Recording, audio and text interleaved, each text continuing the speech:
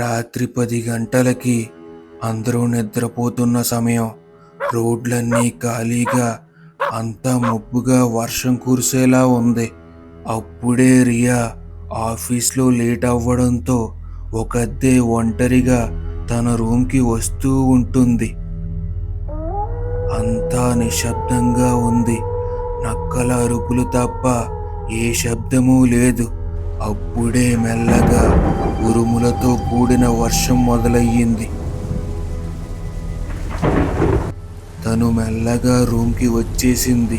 బయట వర్షం మెల్లగా పడుతూ ఉంటుంది. తను ఫోన్ చూస్తూ మెల్లగా నవ్వుకుంటూ ఉంటుంది.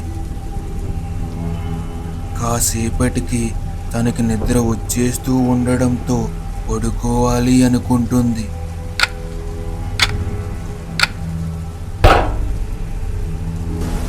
డోర్ కొట్టినట్టు ఏమైనా సౌండ్ వచ్చిందా అని సందేహంతో తలుపుకి దగ్గరగా వెళ్ళి పీప్ హోల్లో చూస్తుంది.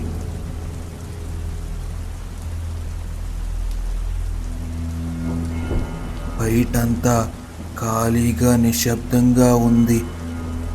ఎవరూ లేరు కదా, నా భ్రమ అయి ఉంటుంది. రియా పడుకుని ఉండగా 5 నిమిషాలు తర్వాత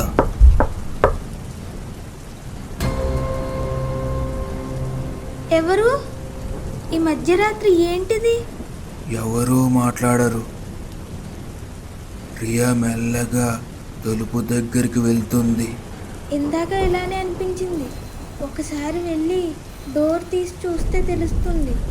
తలుపు తీసి అంతా చూస్తుంది. ఎవ్వరూ ఉండరు. కానీ ఫ్లోర్ మీద ఒక చిట్టి ఉంటుంది. Don't open the door after the third నాక్. ఎవరిదంతా చేసేది? నాకు భయంగా ఉంది. రియాకి అది చూసి చాలా భయమేస్తుంది. వెంటనే రూమ్లోకి వెళ్ళి ఫోన్ తీసుకుని కాల్ చేయాలి అనుకుంటుంది. కానీ సిగ్నల్ ఉండదు.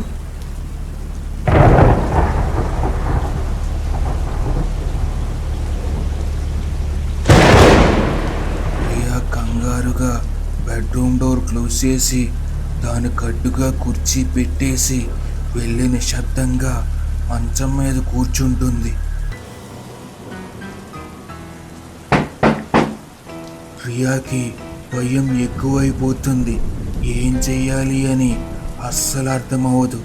చేతులు రెండూ వణుకుతూ ఉంటాయి. తను ఊపిరి ఎక్కువగా పీల్చుకుంటూ ఉంటుంది. ఎవరు బయట? ఇది ఆటలాడటానికి సమయం కాదు. ఎవరైనా ఉన్నారా? అప్పుడే ఒక్కసారిగా తన రూమ్ కిటికీ నుండి ఒక ఆకారం వెళ్తుంది. రియా భయంతో దుప్పటి ముసుగు వేసుకుని ఉంటుంది.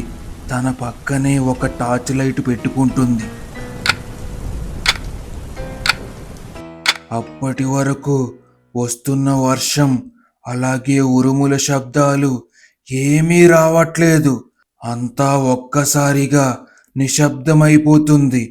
దానితో రియా మెల్లగా దుప్పటి తీసి చూస్తూ ఉంటుంది.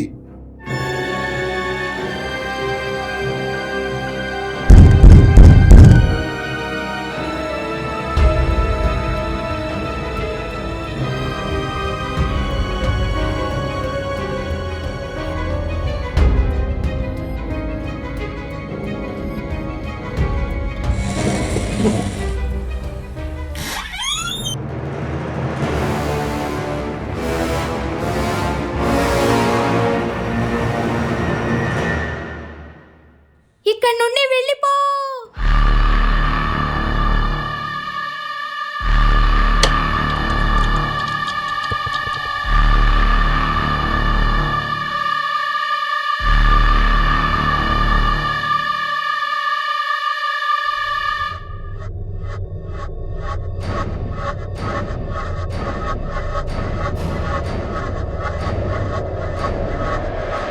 రియా చిట్టి ఒకవైపు మాత్రమే చూసింది. కానీ రెండో వైపు, if you don't open it, I will open it my self.